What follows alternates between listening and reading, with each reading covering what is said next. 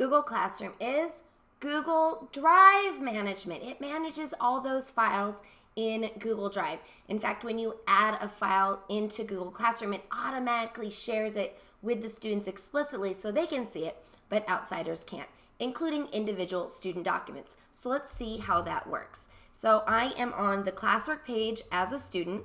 I'm going to come here to assignment number 11 and scroll down. And on view assignment, I like to hold down the control button. It opens up in another tab. So it's right there. I'm going to go ahead and go to this assignment.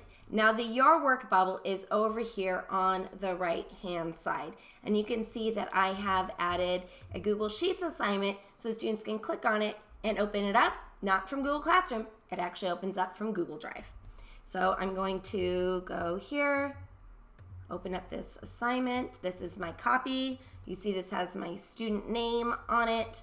And in this particular activity, if you would like, you can go through and mark off, oh, I know how to do that, and I know how to do that.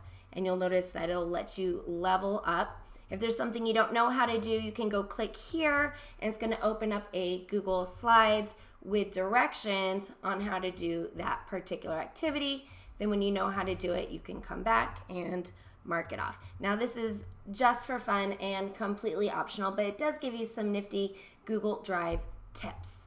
All right, so then I'm going to go back to this particular assignment, and you'll notice that there is a button that says add or create. Now you can add or create anything. I'm going to create a Google Slides. It's going to put my name on it, and then what it does is it creates it in Google Drive, and it automatically shares it with the teacher. So the teacher instantly has access the second that that file is created. Even if I were to upload a screenshot. So I'm going to come over here, add or create.